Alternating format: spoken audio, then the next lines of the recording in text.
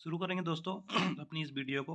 और इस वीडियो में दोस्तों कुछ इम्पोर्टेंट शेयर जिनके जो है क्वार्टरली जो रिजल्ट आने वाले हैं, दिसंबर 2022 का जो क्वार्टरली रिजल्ट आने वाला है, उसके जो एक्सपेक्टेशन है ब्रोकर्स की तरफ से, उसके बारे में दोस्तों हम इस वीडियो में जो है चर्चा करने वाले हैं।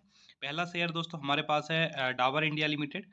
और डाबर इंडिया लिमिटेड दोस्तों पिछले कुछ समय से हमें काफ़ी ज़्यादा मतलब इसमें काफ़ी ज़्यादा करेक्शन होते हुए हमें देखने को मिल रहा है। काफ़ी ज़्यादा गिरावट इस शेयर में हो रही है। 5 दिन में देखें तो 4.5% की दोस्तों गिरावट है। 1 महीने में देखें तो 8 साढ़े 8% की ये गिरावट हमें देखने को मिलती है। 6 महीने में देखें तो 6 महीने में शेयर हमें फ्लैट ट्रेड करता हुआ देखने को मिलेगा। हालांकि इसने जो है 518 रुपये का अपना जो है एक लो भी इसमें लगाया हुआ है। उसके अलावा 600 रुपये के आसपास का एक हाई भी जो है इस शेयर ने लगाया हुआ है। तो इसका दोस्तों जो रिजल्ट आने मतलब जो रिजल्ट है, इसका रिजल्ट किस तरह का आने वाला है, तो इसमें एनालाइज ये किया गया है, इसके ऊपर जो रिजल्ट के ऊपर जो एक्सपेक्टेशन लगाई गई है, जो रिसर्च की गई है, तो रिसर्च में ये पाया गया है कि इनका जो प्रॉफिट और रेवेन्यू है वो डिप होता हुआ दोस्तों देखने को मिल सकता है। और सिर्फ दोस्तों डाबर ही नहीं, पूरा एफएमसीजी सेक्टर जो है हमें 2023 में, ठीक है, मतलब स्ट्रगल करता हुआ देखने को मिल सकता है। आप जानते हैं कि काफ़ी ज़्यादा चीज़ों से, जैसे कि प्राइस राइज, ठीक है, मतलब महंगाई, इन्फ्लामेशन, और जो स्लो डाउन और बाकी सारी चीज़ें, रसिया यूक्रेन वार, काफ़ी सारी चीज़ें दोस्तों इस चीज़ के लिए जिम्मेदार हैं। और साथ ही जो है दोस्तों मार्केट में जो हैवी सेलिंग अभी के समय में हो रही है वो भी कहीं ना कहीं जिम्मेदार है इस चीज़ के लिए। तो इसका दोस्तों क्या रिजल्ट, क्या एक्सपेक्टेशन है, वो मैं आपको दिखा देता हूँ। इस आर्टिकल को समझिएगा। यहाँ पे लिखा हुआ है डाबर इंडिया Q3 PAT यानी कि प्रॉफिट आफ्टर टैक्स में dip 2.8% year on year to RS 489.2 crore, ठीक है, निर्मल बांग। उसके अलावा दोस्तों यहाँ पे इनका कहना है कि मतलब जो इनका प्रॉफिट है, नेट प्रॉफिट है, 2.8% के हिसाब से पिछले साल जो था उससे जो है 2.8% जो है गिर सकता है दिसंबर 2021 में जो के जो क्वार्टर में इनका रिजल्ट था उस हिसाब से। उसके अलावा दोस्तों इनका ये भी कहना है कि जो इनकी नेट सेल्स है, नेट सेल्स जो है दोस्तों बढ़ती हुई हमें देखने को मिल सकती है 5.5% जो है ईयर ऑन ईयर बेसिस पे। और अब देखने को मिलेगी 3.9% क्यू ऑन क्यू बेसिस पे। कितनी होगी? 3,104 करोड़ के आसपास जो है दोस्तों रहने वाला है। यानी कि जो डाबर का रिजल्ट है वो एक तरह से दोस्तों एक मिक्स्ड रिजल्ट दोस्तों रहने वाला है। यानी कि सेल्स बढ़ी है, ठीक है, लेकिन दोस्तों जो प्रॉफिट है वो जो है दोस्तों डिप कर रहा है, ठीक है। और डिप करने का रीज़न ये है दोस्तों, काफ़ी कंपनियां ऐसी हैं जिनके जो है दोस्तों मार्जिन, जो सबसे बड़ा फैक्टर होता है किसी भी शेयर की ग्रोथ के लिए, मार्जिन जो है कंपनियों के गिरते हुए दोस्तों नज़र आ रहे हैं अभी के समय में। क्योंकि जो रॉ मटेरियल है वो जो है दोस्तों काफ़ी ज़्यादा मतलब महंगा मिल रहा है। और उस वजह से जो है दोस्तों अ, जो कंपनियों के मार्जिन है वो हमें गिरते हुए देखने को मिल रहे हैं। आगे दोस्तों जो हमारे पास शेयर है वो है इमामी लिमिटेड। तो ये भी एक वेल नोन स्टॉक है और डेली नीड्स से रिलेटेड ये भी एक स्टॉक है।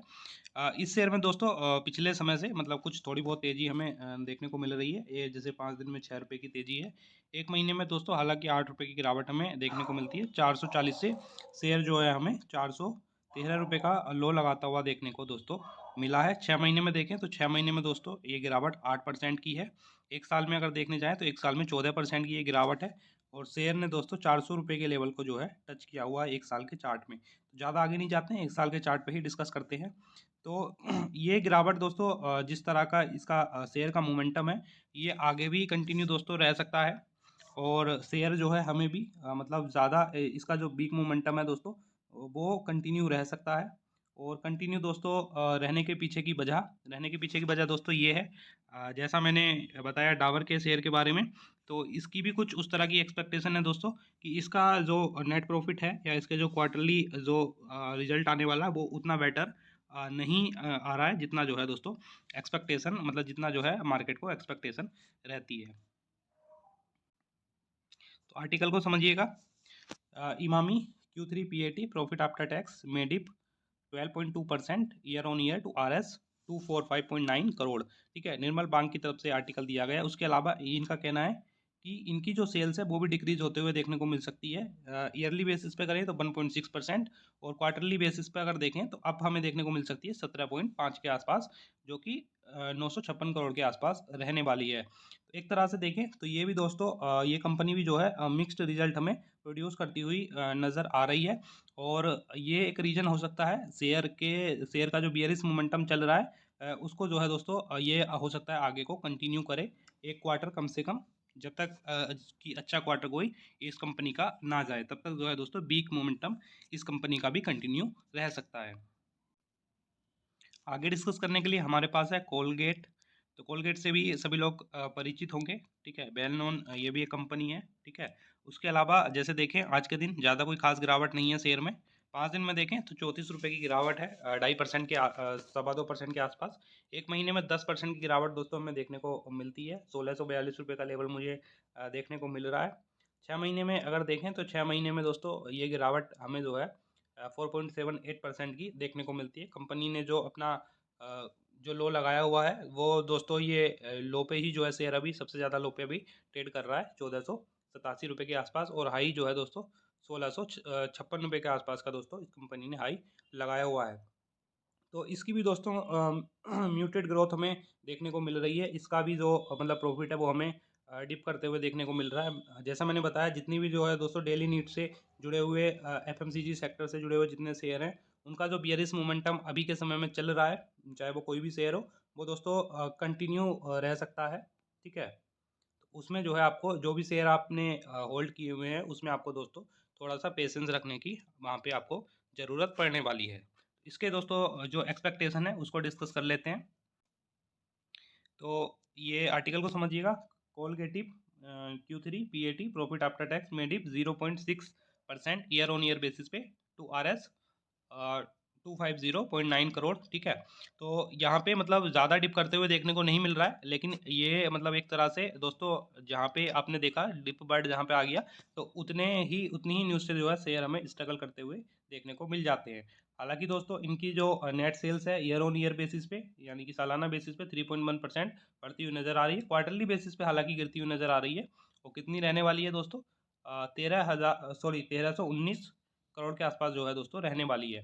तो ये मतलब एक तरह से जो हमने जो पिछली दो एक्सपेक्टेशन की बात की, ये दोस्तों रिजल्ट नहीं है, ये दोस्तों सिर्फ जो है एक्सपेक्टेशन है, जो ब्रोकर की रिसर्च के बाद की एक्सपेक्टेशन है। क्वार्टरली रिजल्ट इनसे जो है दोस्तों डिफरेंट हो सकते हैं। ये सिर्फ जो है एक मतलब रिसर्च जो की गई है ब्रोकर की तरफ से, ये उसको हम लोग डिस्कस कर रहे हैं, ना कि क्वार्टरली रिजल्ट को। तो दोनों में दोस्तों अंतर होता है, उसको समझिएगा। तो अगर दोस्तों रिजल्ट इस तरह का रहता है तो एक तरह से मतलब अगर पुराने दोनों रिजल्ट को देखें डाबर और इमामी, तो उससे तो काफ़ी ज़्यादा बेटर हमें लग रहा है। हालांकि इसकी क्या इस शेयर के लिए क्या एक्सपेक्टेशन है मार्केट की और उन शेयरों के लिए क्या एक्सपेक्टेशन है, उनमें जो है दोस्तों काफ़ी ज़्यादा डिफरेंट हमें देखने को मिल सकता है। तो हालांकि अगर देखें तो ये शेयर भी हमें जो है एक तरह से मिक्स्ड रिजल्ट यानी कि म्यूटेड ग्रोथ जो है पेश करता हुआ दिख रहा है। इस वीडियो का जो लास्ट स्टॉक है दोस्तों जिस पे हम डिस्कस करेंगे, टाटा कंज्यूमर प्रोडक्ट लिमिटेड। आज का जो लेवल है 754 रुपये का है, 5 रुपये 30 पैसे की गिरावट के साथ। 5 दिन में देखें तो 13 रुपये की गिरावट देखने को मिलेगी। एक महीने में देखें 53 रुपये 6.5% के आसपास की गिरावट देखने को मिलेगी। 6 महीने में देखें तो 6 महीने में फ्लैट हमें रिजल्ट प्रोड्यूस करता हुआ शेयर नज़र आएगा, जिसमें लो की अगर बात कर लें तो 742 रुपये का लो है, और हाईएस्ट की बात कर ले तो 850 का लो है। लो लगाने के बाद 850 का हाई है, ठीक है। लो लगाने के बाद इस लेवल पे दोस्तों अभी तक शेयर जो है ये नहीं गया है, ठीक है। तो ये शेयर की भी जो एक्सपेक्टेशन है, जो रिसर्च मतलब जो ब्रोकर रिसर्च के बाद जो एक्सपेक्टेशन सामने आई है, तो इसकी भी जो दोस्तों क्वार्टरली रिजल्ट है मतलब एक तरह से म्यूटेड ग्रोथ उसकी भी हमें जो है देखने को मिल सकती है। तो उसको दोस्तों डिस्कस कर लेते हैं। तो दोस्तों ये जो चारों कंपनियां हैं, चारों कंपनियां लगभग एक जैसी हैं, मतलब डेली नीड से रिलेटेड, एफएमसीजी सेक्टर से रिलेटेड जो आइटम होते हैं उनको कंपनी जो है प्रोड्यूस करती हैं, ठीक है।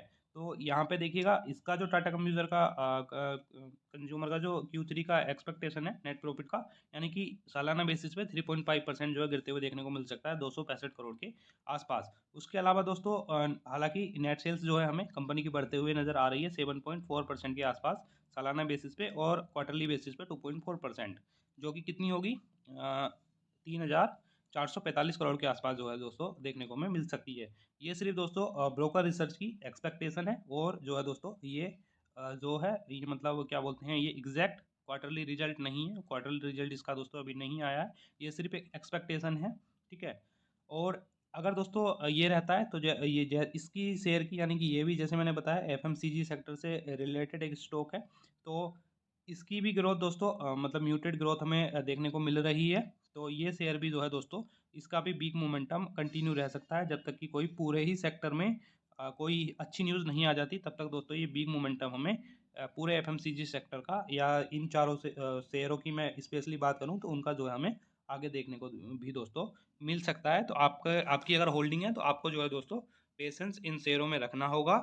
अगर आप लॉन्ग टर्म के लिए बाई करना अगर चाहते हैं तो मेरे हिसाब से इन शेयरों को ना चुन के दूसरे जो शेयर मार्केट में अवेलेबल हैं, जिनमें जो है अभी के समय अच्छी ग्रोथ देने की संभावना है, उनको जो है दोस्तों आप बाई कर सकते हैं। इनको जो है दोस्तों इन सभी शेयरों को अभी जो है कुछ समय के लिए अवॉइड कर सकते हैं, जब तक कि कोई पॉजिटिव न्यूज़ मार्केट में ना आए।